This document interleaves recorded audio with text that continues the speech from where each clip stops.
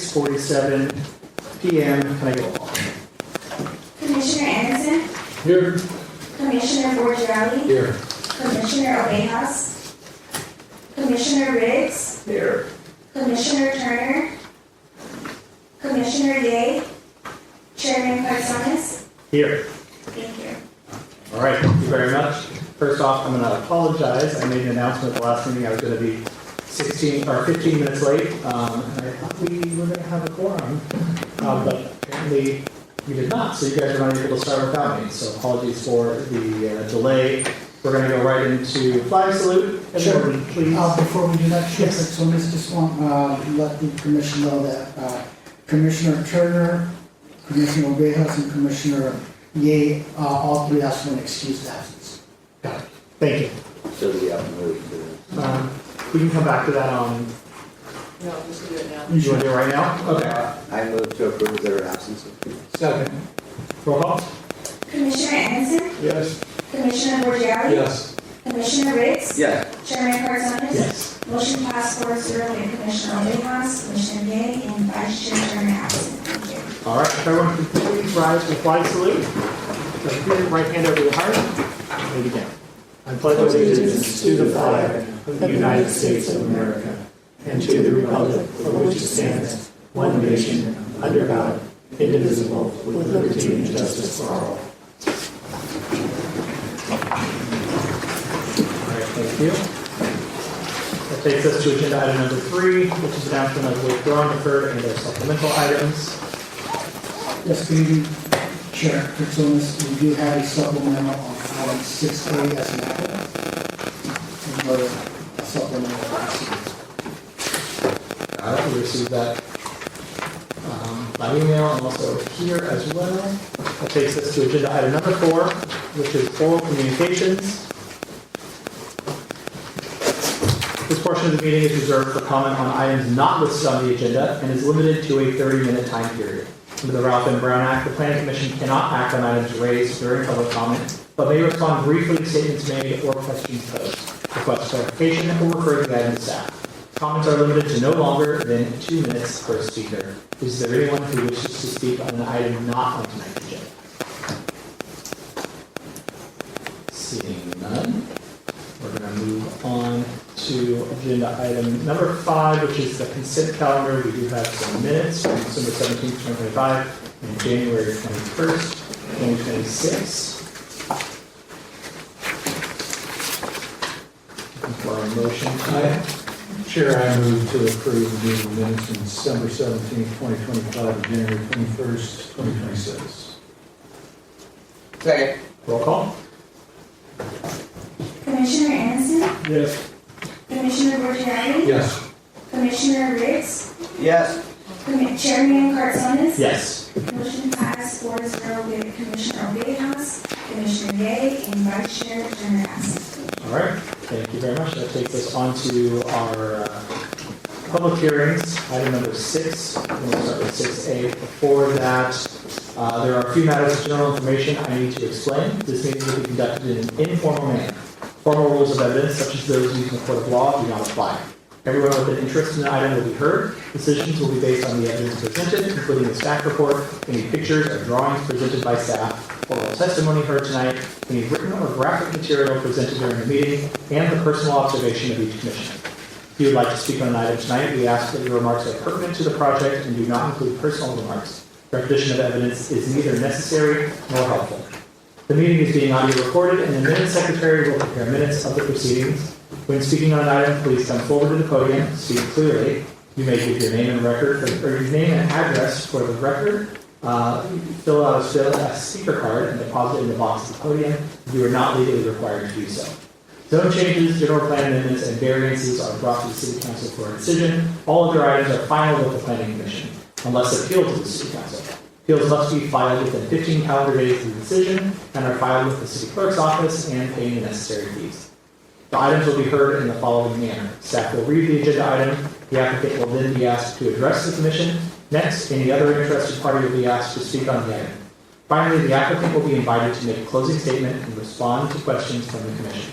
The commission will then close the public hearing, discuss the matter publicly, and vote on their decision. Tonight we have staff members from the Community Development Department, Fire Department, and City Attorney's Office, and they are available to provide additional information.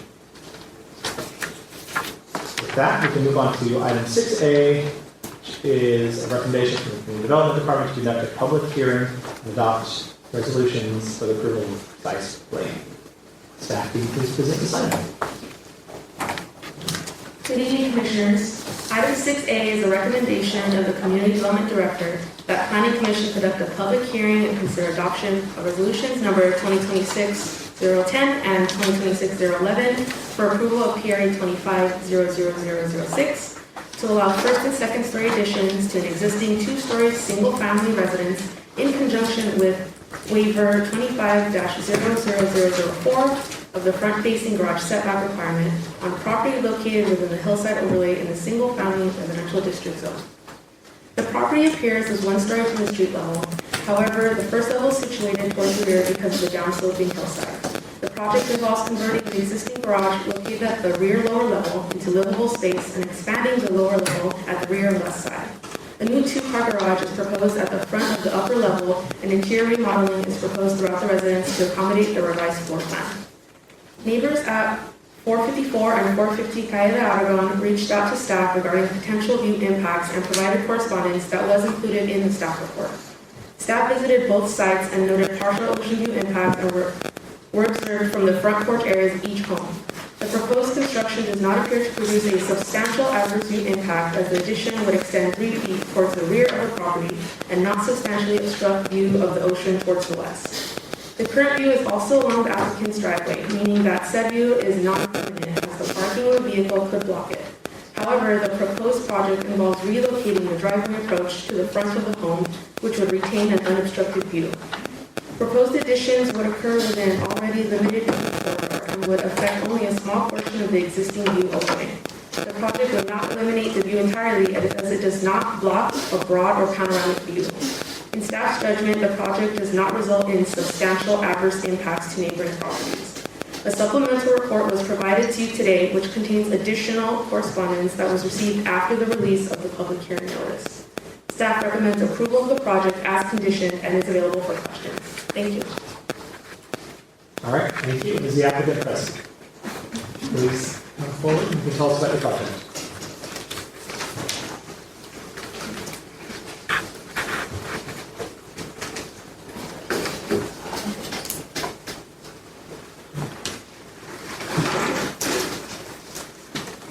Hi, I'm Heidi Crane. I'm the owner of the property at 450 Calle de Aragon. I'm here with my architect, Keith Johnson, of Chris Johnson, and thanks for your time this evening on my project. I'm going to give you a little bit of context and background, and then it'd be great for Keith to show you some of the visuals of what we're working on. So I grew up in Torrance, and I moved away to work, and I retired last year, and I wanted to retire here in Torrance where I grew up, where I love the community. It took me 4 tries to get a house in the Riviera. It was, a lot of bidding to get a property. The house I ended up buying is a fixer. It's not livable, so it's been sitting empty for almost a year. Knowing that it needed work, I met Keith during escrow, hired him right after, and from May to July, I knocked on my neighbors' doors, got their feedback, and wanted it to be a collaborative process right from the beginning.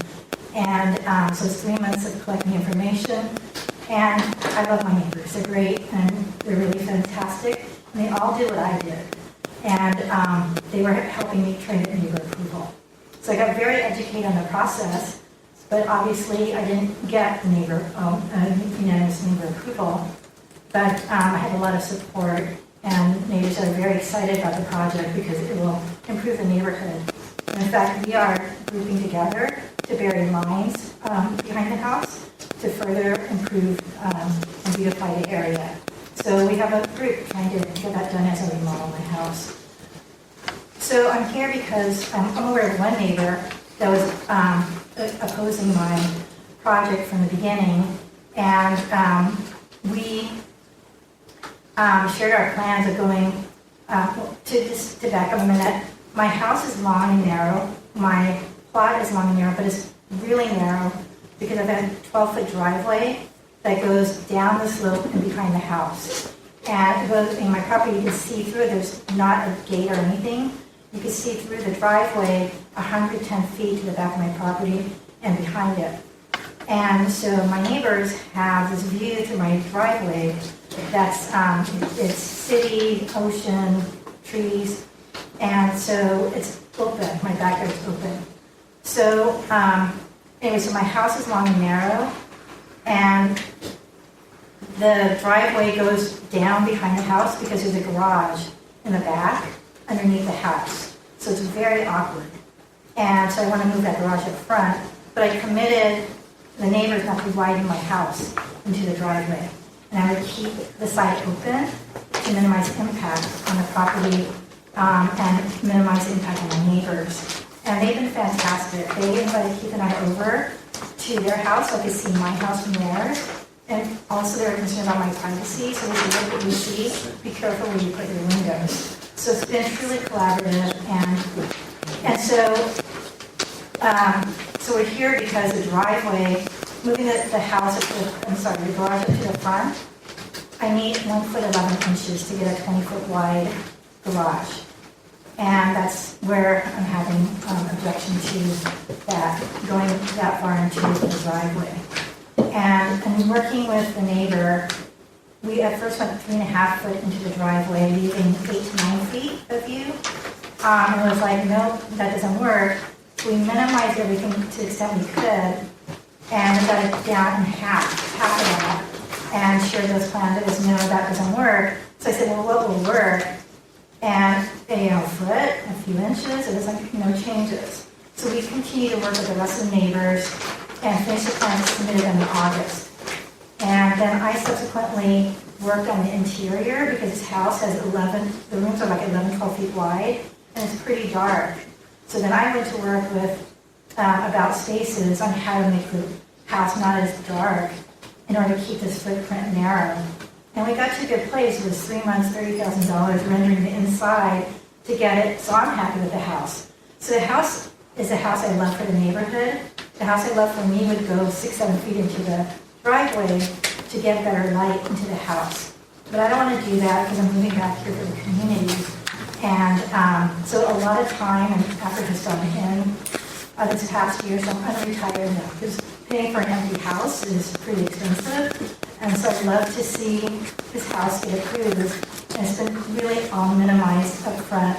And you'll see that in the plans, and you'll see that to get the garage up front, we took out the living room to minimize impact, so there's no living room, and converting a family room into the living room, which is pretty small. So anyway, we did everything we could, and he can show you the visuals of what it looks like, so you can see what we did. Okay, thank you for listening. I'll just kind of go over some of the key points since you have the plans and read the staff report. In order to increase the home square footage, the best place to do that was utilizing the existing garage and building to the west of it and bringing the garage to the front of the property. While this is a change that was currently there, looking at all the options, this was the best solution because it keeps us from pushing out too far into the back of the lot, which would impact views and privacy of the side neighbors. Although the building is coming closer to the street, we're maintaining a 20-foot average setback in the front yard. We've kept our FAR at 0.5, so we're not a large home. Significant compromises, as Heidi explained to the floor plan, were made during the design process to be as at least impactful as possible while still getting a nice home for Heidi. We kept the charm of the small bedroom up front, minimized the widths of the entry, walkway, and garage, which allowed us to keep a view corridor for the neighbors. We're only extending the garage wall 1 foot 11 inches past the existing wall. There is a 5-foot setback requirement, but we have provided a 9-foot 5-inch setback, meaning we are not utilizing 4 foot 5 inches of buildable space for the garage, which my client would love to have, but we did this to mitigate the concerns of the neighbors. Also, to make sure the neighbors could maintain the existing views over the house they currently enjoy, the addition area at the rear of the property is below the 14-foot height limit off of the curb, which would normally be a hillside exemption, and our garage ridge is over 2 feet below the existing ridge height, which helps mitigate the view impact since we're not going over any of the existing ridge lines. And take any questions you have, or save that for the next. I'm going to open it up for public comment first, and then we will have some questions. Thank you. Thank you. All right, with that, I'm going to open it up for public comment. Any members of the public who are here and wish to speak on agenda item 6A, now is your opportunity. Please come forward.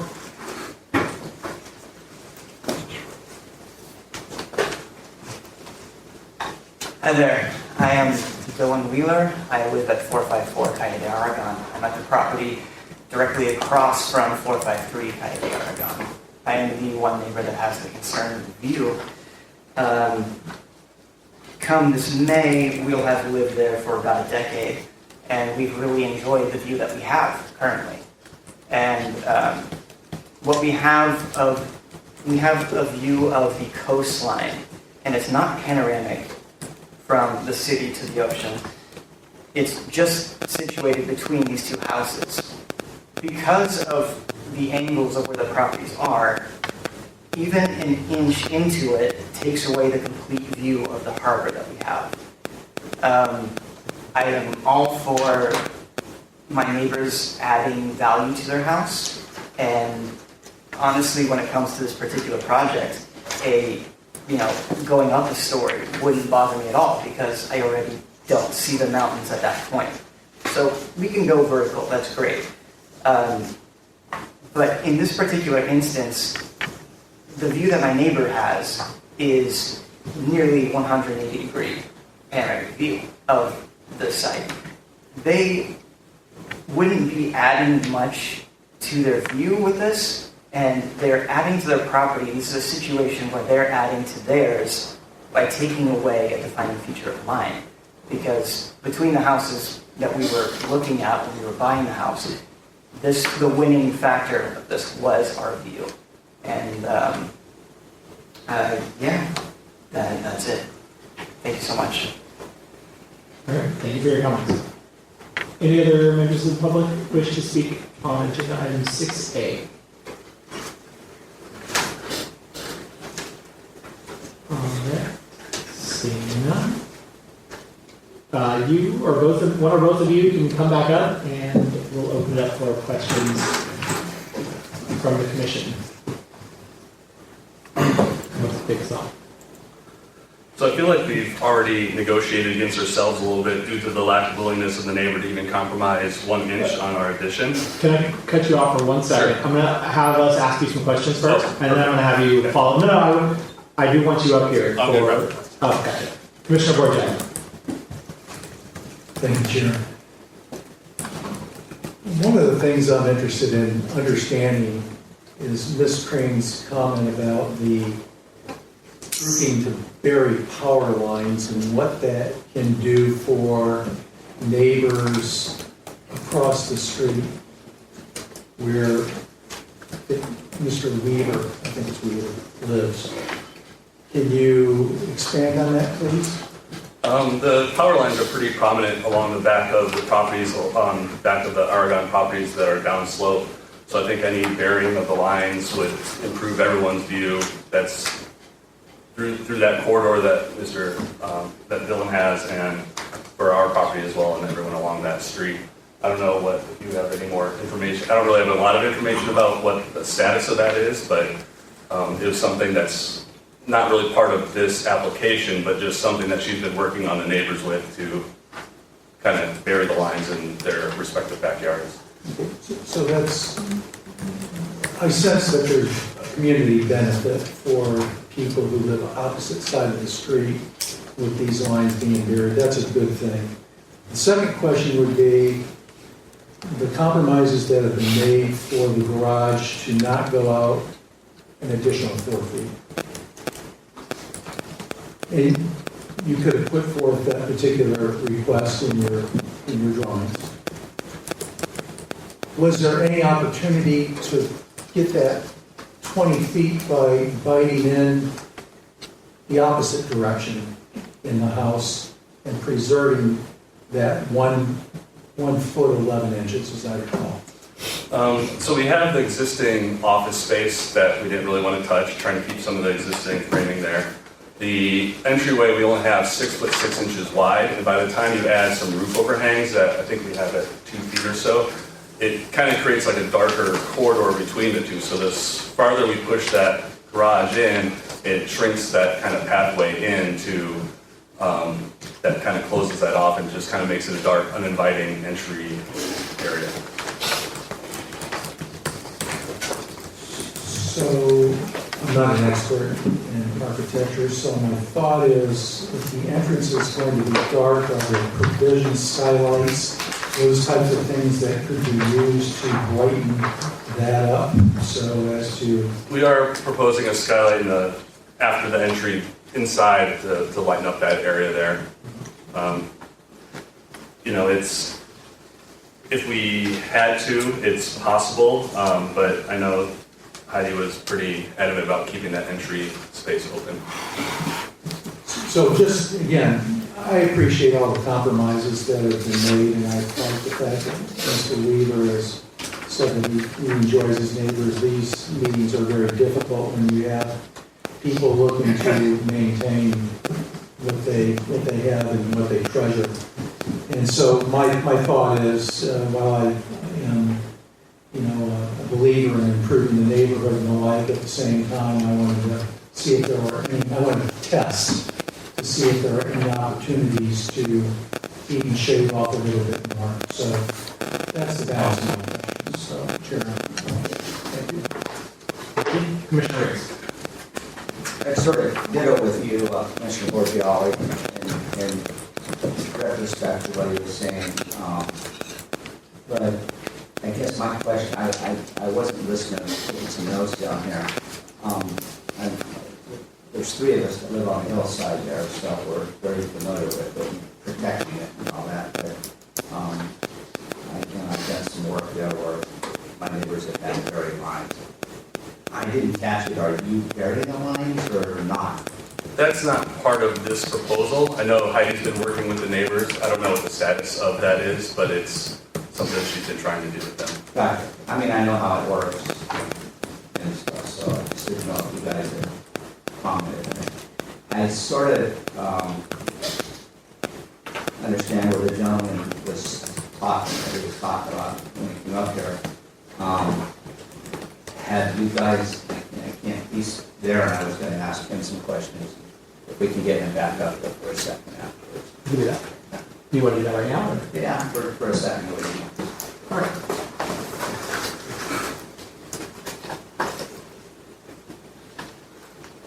I'd like you to explain that's being compromised on your part, because it was just a little bit of a harbor view, a bigger view, or explain it.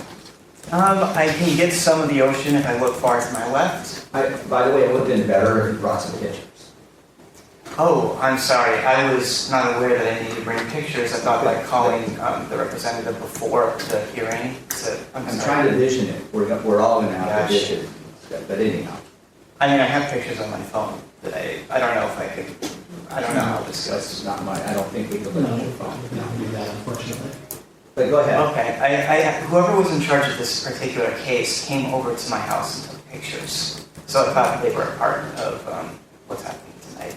So explain to me what your vision of everything that you're going to get cut out. I have the vision of the harbor, and it's situated between the two houses. That would be the Redondo Harbor. The Redondo Harbor, yes, sir. The Redondo Harbor. And the inch, because we were trying to, okay, so Heidi had hit me up, and, excuse me, she had emailed me, and I had to explain that even the inch, because, I'm sorry, I'm a little nervous. Calm down. We're all down. And I appreciate that, sir. There was a back and forth, and there wasn't official stakes in the ground, but there were a few markers that we were discussing about as to where the property would go out. Now, when we were discussing this, it was at where the property currently is. What they have happening now is the front of the property be extending out more. So even the extending of an inch, when you extend it out more because of the angle the property's at, it takes up a significant amount of that view between the two houses. So I have some of the city over to my right, some of the ocean to my left, but the only part of the coastline that I can see is between those two houses. she had mentioned putting up a fence, I don't know if this is part of this hearing, putting up a fence in between, to block off her driveway and get a dog and all that. And all of that would be fine, but depending on how tall it goes, because between those two things, it would nearly eliminate my view of the coast. I'm not sure I can answer the question though. I sort of want to, I'm trying to vision it, and I don't think I need to go there anymore, but I'm trying to vision it if I was here, because we've had some, this is probably one of our biggest issues that we tackle here. And it's tough for us because this could affect hundreds of thousands of dollars in value of property. And it's not going to make somebody happy tonight on a decision about it. So, but if you're looking at this, and it's just taking out, that much of the view, or if it's this, and it is the best part of the view. I just have city to the right. This is the best part of the view, and because of how it extends out, an inch moving to the west takes out a significant amount. It's more than an inch from where I'm standing. have you guys had dialogue? We have had dialogue. I appreciated the dialogue, but I tried to make it clear. Because when we were discussing that there were certain markers, there was like, oh, there's a stick here, or to where the fence currently is. So I was told that they were going to extend the property over to where the fence currently is, and that was the marker that we used. And that completely blocks off the view of the harbor, or Donna Beach Harbor. Thank you. No problem. Anyone else? Before you leave, do you have a question for him? Yeah, I actually wanted to ask staff, Ms. Garcia. I think I read in the report that the garage being pushed up would allow for the opening to perhaps maybe expand to some degree, or to eliminate perhaps maybe a car being positioned in the existing driveway now that could affect a view. Can you explain that to me? I want to make sure I've got this right in my head. Yes, Commissioner. So the view that was observed upon the site visit exists between the structures, and it's through the applicant's currently placed driveway. So it's a non-permanent view. If an applicant were to park a trailer, a car there's not a view there. So with this proposal, they are moving that driveway in the garage to the frontage of the property, which would retain that view corridor in a permanent sense. That's what I was trying to get across in the staff report. Okay, so if under the circumstances that's the case, I guess my question is, even if the garage could be moved over, if a car was parked on the leftmost side of that driveway, would that affect view? From what's proposed on the plans, that area will be landscaped. So there won't be concrete there for a car to park there. So if landscaped, will it be landscaped in such a way to minimize, tall trees and allow for Mr. Weaver to have some view down this corridor, at least from your vantage point from visiting the property? That's something that would be reviewed with the landscape plan review upon the approval of this process, and that's something that comes with the building and safety review as well. In addition, Commissioner, we can also ask the applicant what kind of landscaping they envision for that area. I think that's a smart idea. Everybody is going through the process of sacrificing something. And, these are the tough things that we have to arbitrate up here. And so my question is, are there things that can be done, or maybe one thing is effective, but other things could be enhanced? I can't answer that. I can only ask that that's how we proceed. Sure. Can I ask him a question first, and I'll come back to you? Mr. Wee, I do have one question for you, and it's about your first property, and I guess your view. Is your property a one story or 2 story? 1 story. All right. So, and the view that you are concerned about is from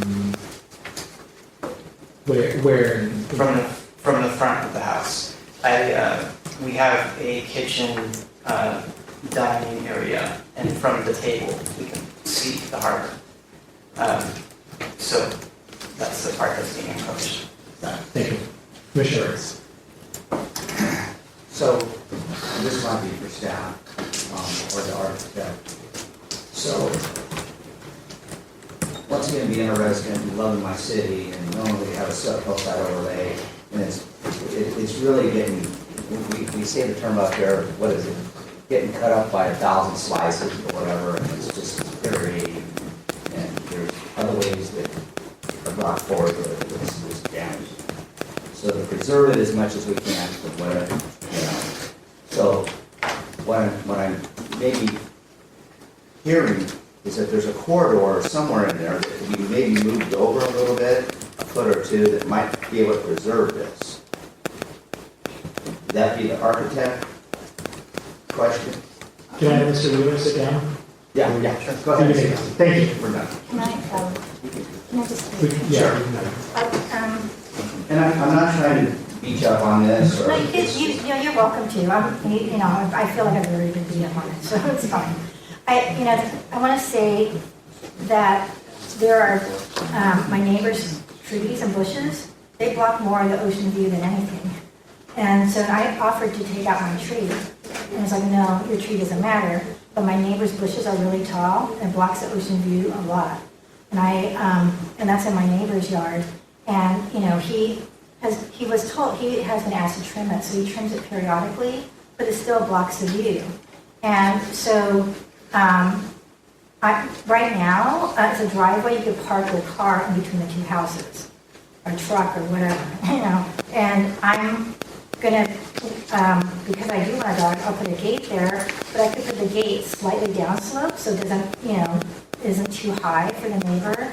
And I'm leaving this whole side of my house undeveloped for the neighbor's sake. So I have this yard, I don't know, you charge tolls for it or You something. said the neighbor, is that Mr. Weaver? Yeah, because I'm preserving it, really, nobody else is concerned about it. But I'm leaving, 10 feet or whatever it is, undeveloped. So I'll put steps there or whatever I'm not trying to block the view, I'm trying to preserve it. And what I'm sacrificing is a house that's darker and narrower than I would like, but I'm committed to not widening my house. And we did a ton of work, and he even jogged my house. So I have little corners of light that come in on the corner, but it's even narrower in the back because he jogged it in. So, I think for the trade-off of the light coming in the house, get some light in the corner to get light to the interior of the house, I was okay with it even being narrower. It took me a bit, but the bedroom's only 12 foot wide, so my furniture doesn't even fit. But I'm making those trade-offs because I'm moving back for the community, and having good relationships with my neighbors is important. And that was the case from the beginning, which is why I did that. And even when I got the plans submitted in August, I mailed my plans to all the people around me, personally handwrote each one, letting them know what I'm doing, because I want to be fully transparent. And it's been collaborative from the beginning. So unfortunately, this 1 foot 11 inches is meaningful, so we're having a debate on it. But on the landscaping, I'll do whatever. And I offered already to cut down a tree. But my neighbor's bush, if you look at it, it blocks like a third of the view. My piece is, he's saying the harbor, but you have to stand in a certain spot to see it. And the photo he sent me is from the corner of his yard outside. So it's unclear to me that you have that clear of a harbor, but I don't have his picture, so I don't know. So you're, sorry to cut off. Oh, yeah, go ahead. In your statement, you're saying this is not within, inside his house? Well, the picture he sent me is from his yard, and he's standing, because I could see where he's standing on by his fence. You can see the harbor, but you have to stand in that spot. So it's unclear. And I don't want to turn this, I don't want it to be negative, but I'll share this one piece, but I didn't think it would be a problem. Because when I bought the house, they said, oh yeah, there's really not that much of a view. This is the selling agent saying you shouldn't have a problem doing what you want to do. And there's the house when they bought it, is still on Redfin. And they marketed the view of the house across the street, and it doesn't have the harbor view in it. So that's the only photo I had. It was this ocean view sliced like this. So I thought, okay, if I buy this house and have to do some changes, I shouldn't really affect the person's view because it's just ocean view, and that photo's still online. It doesn't show a harbor view. I think I got it.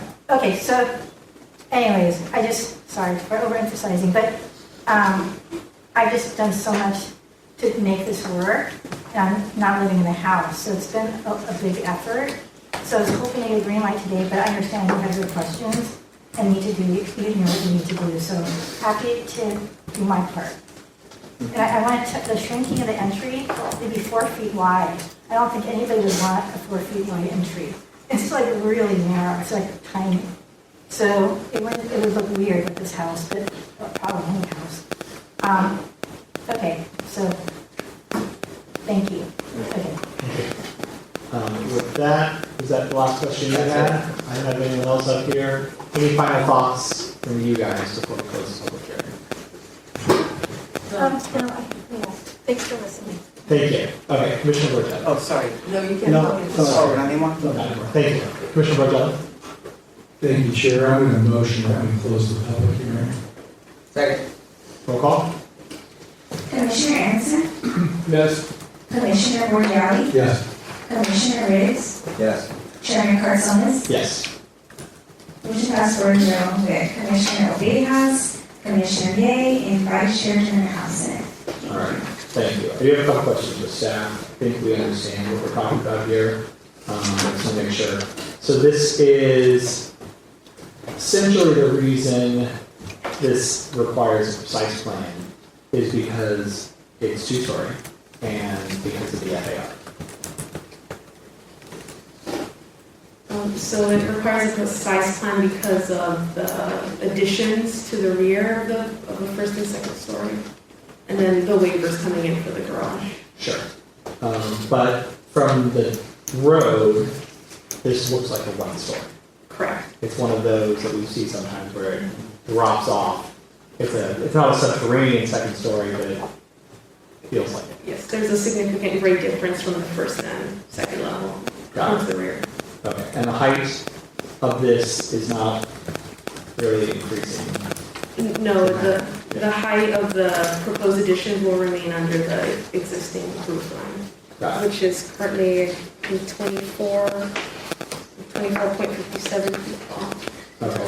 So that's under the height limit for the hillside overlay. So the real concern here then is just the expansion of the property horizontally, I guess. But it's within the setbacks. Okay. And it's not going higher. Okay, Commissioner Borgelli. Thank you, Chair. Yeah, the existing ridge, the highest ridge is 115.25 off of the grade, the lowest grade, or whatever the case may be. The garage is coming in even below that, like at 113 and change, if I recall correctly. So, this is one of the situations that we are dealt with all the time.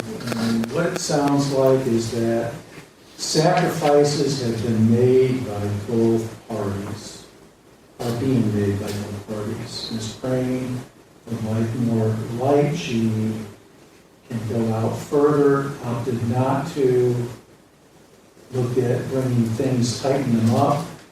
And with that, not getting fully what she would like to have, Mr. Weaver, is it Weaver or Wheeler?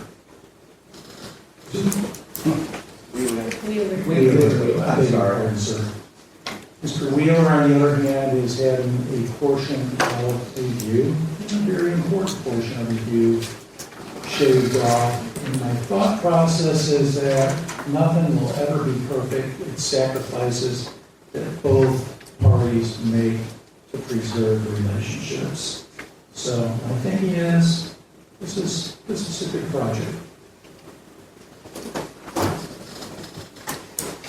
Thank you. Any other questions for staff or thoughts? I'll say my thoughts. It's a little difficult because we are full commission here. Yeah, we don't have the brain trust of 3 other This is individuals, right? yeah, that's what makes this one a little trickier.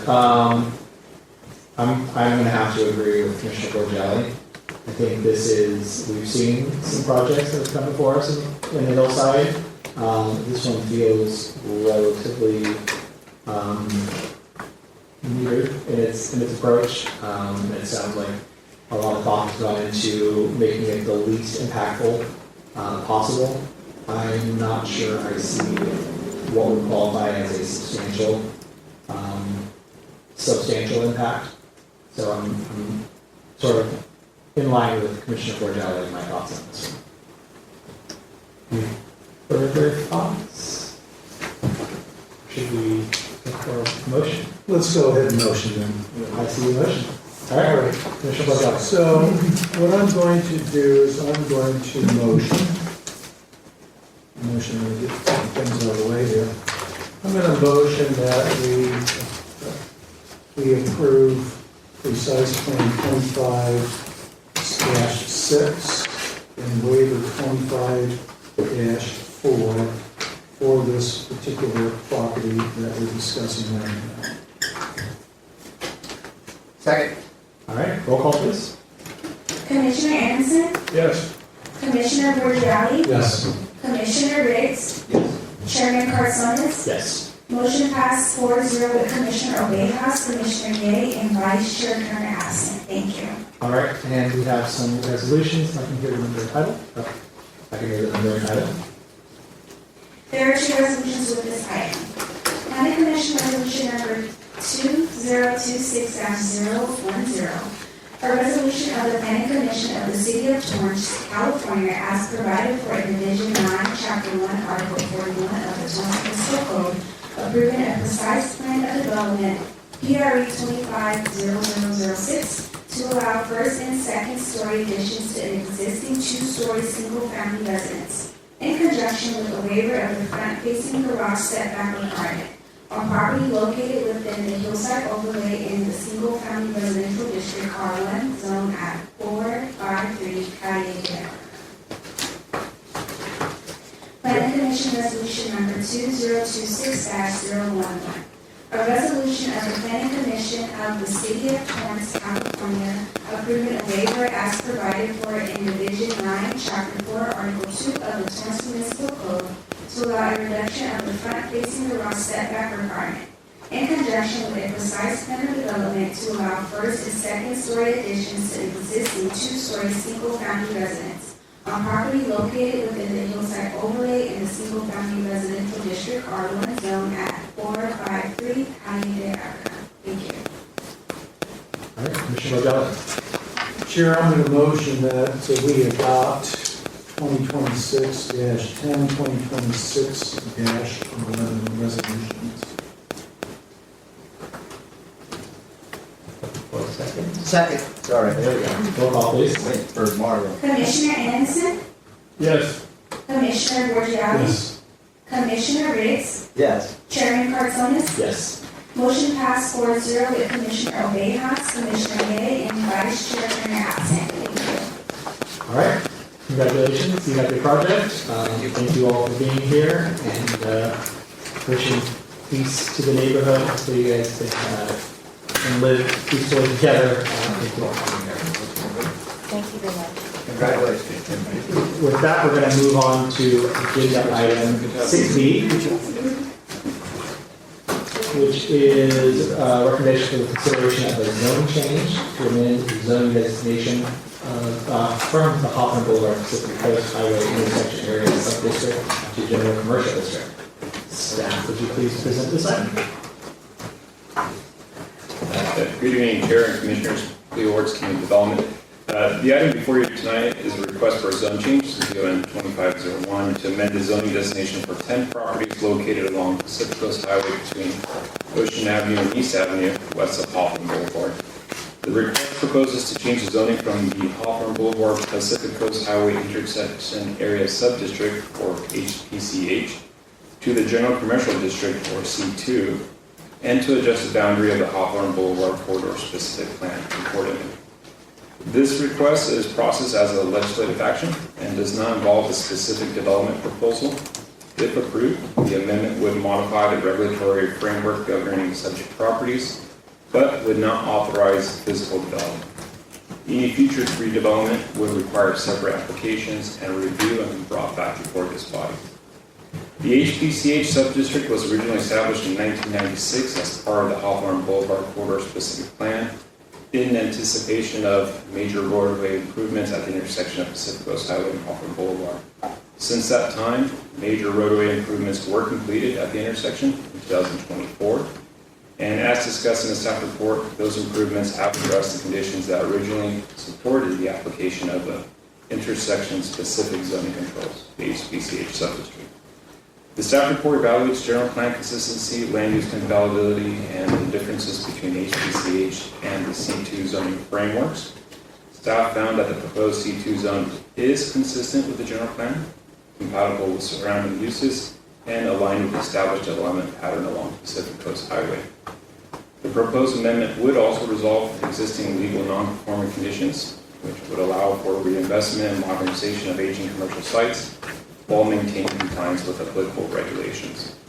Based on the analysis, staff finds the proposed zone change is supportive of the orderly development of the city and recommends that the Planning Commission consider subject request and forward to the City Council a recommendation for approval. That concludes staff presentation, and we are available for any questions, but before doing so, I would ask the chair to invite the applicant as present and for an introduction. Yes, thank you. The applicant is present, please come forward and tell us about your request. Yeah, good evening. Thank you, Commission. I know it was a tight one getting a quorum, but thank you for doing that. I'm sure the people before us appreciate that as well, so thank you on that. Thanks, staff, for really getting to this point. It's been a while since we put the application in, and we kind of put it on hold for a little bit. We did a lot of public outreach to the affected parcels that are in the same zone or the overlay as us currently. In conversation with staff, just as far as when the HPCH was established, no one really at the city knew why it reached that far off Hawthorne. It was more of a Hawthorne overlay. So with us and what we're looking at those parcels there that made us really want to move forward with the application, bring it in front of you for a zone change. So again, Robert Priest, Design Your Way, feel free to ask me any questions or anything that kind of might will help you out. Yes, thank you. I'm going to open it for public comment. If there are any individuals who are here and wish to speak on agenda item 6B, now would be your opportunity. All right, seeing none, are there any questions from the Commission? Commissioner Hanson? Questions of the applicant or questions of staff? Question of staff. All right. Does this include the park? Or is it just on the edge of the park? Commissioner, the subject request this evening includes 10 parcels that front Pacific Coast Highway on the north and the south side. Walteria Park and Walteria Library are adjacent to those properties, but they are to the south and would not be considered in the subject request. Okay. Thank you for the clarification. Commissioner Borgelli? Thank you, Chair. So my interpretation of this request is that we're making a recommendation to bring this forward to the City Council for adoption as well. And in the report, I reached out to staff concerning one of the properties and one of the parcel numbers as perhaps maybe not aligning. But then I went back and reread the report, and it seems like at some point in time, we did a rezoning of a particular piece of property, 3825. Do I have that correct in my mind? That is correct, Commissioner. So, as noted in the staff report, there is one of the properties that's included on the north side of Pacific Coast Highway, that has a street address of 3825 or 3845, but shown on the maps that were printed and included with the staff report as 3845, was involved in a soil change in the early 2000s, and where a portion of that parcel to the north was developed for residential use, and then the remainder of the residual portion was left vacant, and it's what we see today, and it's being considered a subject request. 3845 was left vacant, is that correct? 3845, 3825, it's interchangeable in both of them. Okay. Now, the other thing also, what sort of comes to my mind when this came before Planning Commission and City Council way back when, is anticipating that Pacific Coast Highway and Hawthorne Boulevard would be a very busy intersection. They probably put in isolation this area with a more prescriptive type of zoning characteristic. I think it's H/PCH, which does not allow for a lot of development other than certain very specific details.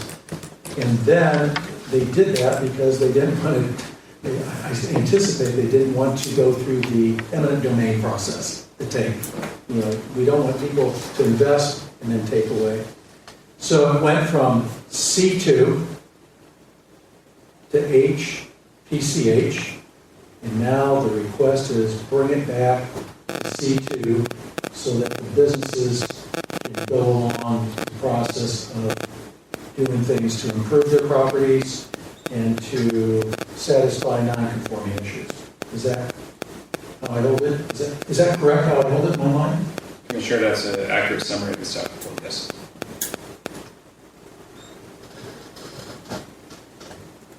All right. No other questions from the commission? Any final thoughts from yourself? All right. I'll take a motion to close the public hearing. I'll request a motion to close the public hearing. Second. All right, roll call. Commissioner Anderson, Yes. Commissioner Borgia, Yes. Commissioner Riggs, Yes. Chairman Carson. Yes. Motion passed 4-0 with Commissioner Ovejas, Commissioner Ye, and Vice Chair Turner absent. Thank you. All right, we're looking to make a recommendation. Kick us off. So, I'm going to request to speak. So,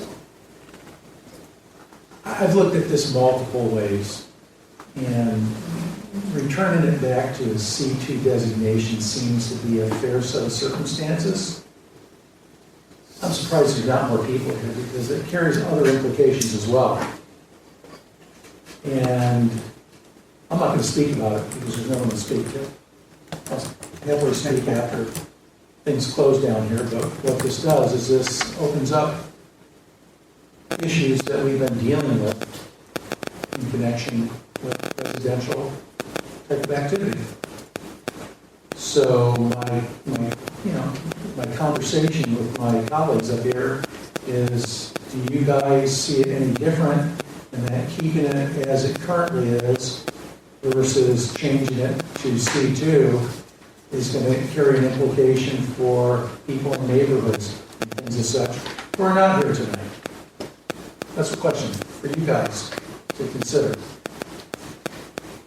You have an answer? I'm all ears. I just want to hear other people's opinions. I'm not sure I have an answer. I'll ask, maybe direct staff.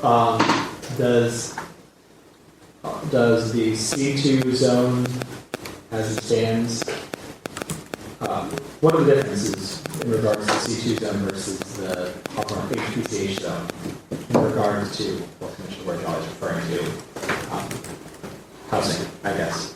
Chair, I believe what Commissioner Borgia was referring to, correct me if I'm wrong, but the question was, or the comment was related to the potential for residential development on those properties that are currently zone C2.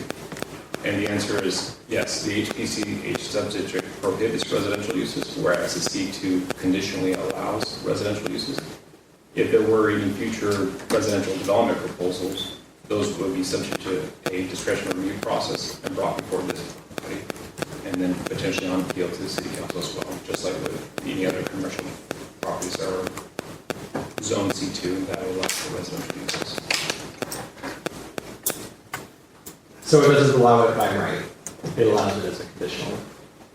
That is correct, conditionally permitted. Okay. Commissioner Riggs. I get exactly where you're coming from. One of the confusing because I read it over, I just didn't have time to call staff today. Go over it a little bit, but when I read this over yesterday and then went over it a little bit again today, Design UA Incorporated on behalf of McDonald's USA LLC is coming to the city to amend the zoning, or can you explain that, guys? They're the applicant. Correct. So Design UA, on behalf of the property ownership, which is McDonald's Corporation, submitted a development application requesting a zone change, not only for the McDonald's property that's on the south side of Pacific Highway, but also those parcels within the same block between Nice and Ocean, and on the north side of Pacific Coast Highway as well. So they being retained or hired also on behalf of other owners? No, the application is solely on the property ownership for McDonald's. The McDonald's.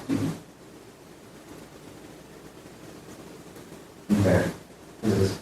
The 10 parties were petitioned and asked to sign a petition, and certain parties didn't. Correct. Right? So That's, the applicant can speak on their outreach efforts. Really? But the city did also conduct outreach efforts. So at the beginning of this year, on the 5th of January, staff mailed out notices to the property owners that would be affected by the zone change. In addition, in preparation of this evening's public hearing, about 20 days ago or so, staff posted on each parcel or each property large 24 by 36 notice of public hearing, and also mail notices to those affected property owners once again. In honesty, one of the comments that you made, Mr. Borgello, is that it's a big deal. And, yeah. we sit up here and we are presented with situations where we have to decide benefits to the city by way of additional revenue and sacrifices of the public in certain circumstances. I look at this and I say to myself, because I went to an earlier session today to listen to mayoral candidates and the like, we have to either raise revenue or cut expenses. And we don't want to burden citizens. So when I think about this plan, PCH versus C2, I say revenue opportunity, because businesses can expand. They can't right now. They're sort of locked into a non-conforming set of circumstances to the extent that if they have a non-conforming component with their business and they don't use it for 90 days, poof, it's gone. They're grandfathered in. So I'm thinking to myself, as long as other residential stuff comes before the planning commission and we get to hear it and the folks get to hear it, then that'll be a good thing. If it allows for something to come in and be ministerial approved, then I don't like that.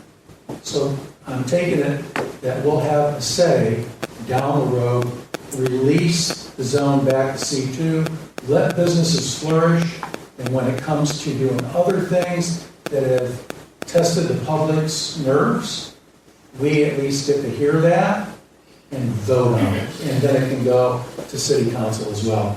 Two bodies get to listen to opportunities that could come about in the future. That's my thoughts. Thank you. You're always pretty good way to go second and back though, so I'm going to rest my time here. All right, so just to elaborate on that then, were any of these properties listed, did any of these properties contribute to our arena in our housing element?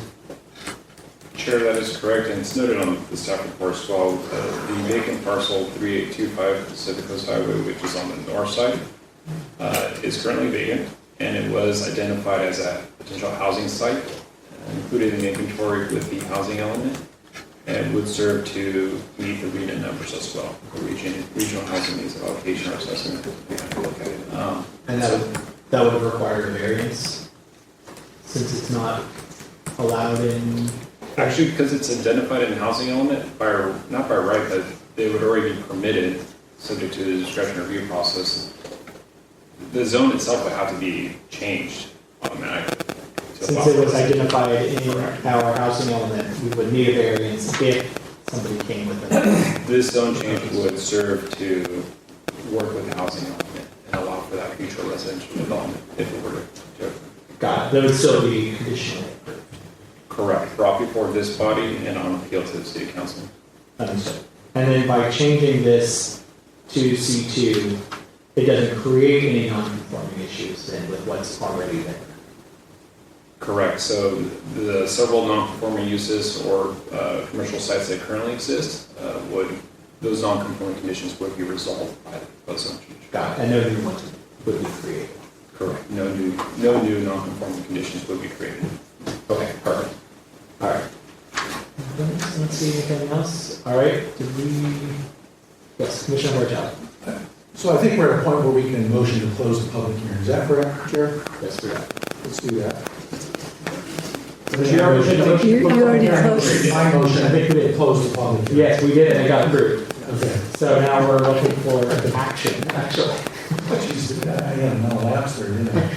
That's not good. Okay, so this is going to go to the city council for approval, and staff recommends that the planning commission forward a recommendation to city council. On my motion, that the planning commission forward a recommendation to city council for the approval of zone 25-1. Second. Roll call, please. Commissioner Aaronson, Yes? Commissioner Bourgeois, Yes. Yes. Commissioner Ritz, Yes, I'm sorry. Chairman Karatzanis. Yes. Motion passed 4-0 with Commissioner Ovejas, Commissioner Gay, and Vice Chair Turner absent. All right, since this is a recommendation, there's an ordinance attached, not a resolution, so we don't have to do anything else, correct? Good. All right, that's what I was thinking. Okay, so with that, congratulations. Thank you all for being here. We can move on to agenda item number 7, administrative matters. I don't think we have anything. We don't have any proceedings, Chair.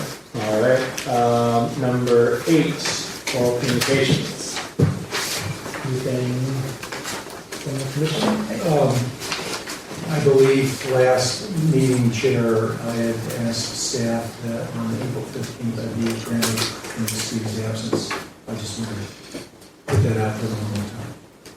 Since I forget that the public hearing is closed, I have to repeat myself here for an absence on April 15th. This is bad.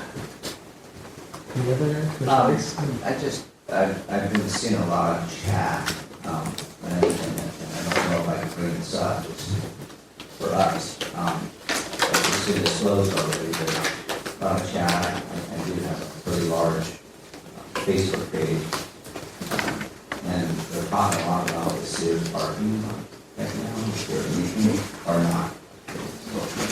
Okay. It's out. It's out. We currently do not have any applications on file for the Sears site. Thank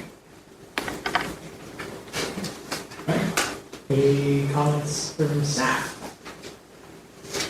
For oral communications. We have no comments. All No right. other comments, I should say. All right, thank you all. Thank you for your patience with me getting here. Thought we were going to have a quorum without me, but I appreciate you guys waiting those 15 minutes for me to get here. Other than that, I don't have anything else. Looking for a Motion to adjourn, Chair, to Wednesday, April 15th, 2026 at 6:30 here on the LeRoy J. Jackson Council. All right, we have a motion. Second. There we go. Roll call, please. Commissioner Aaronson, Yes. Commissioner Bourgeois, Yes. Commissioner Ritz, Yes. Chairman Karatzanis. Yes. Motion passed 4-0 with Commissioner Ovejas, Commissioner Gay, and Vice Chair Turner absent. Thank you. All right, thank you all.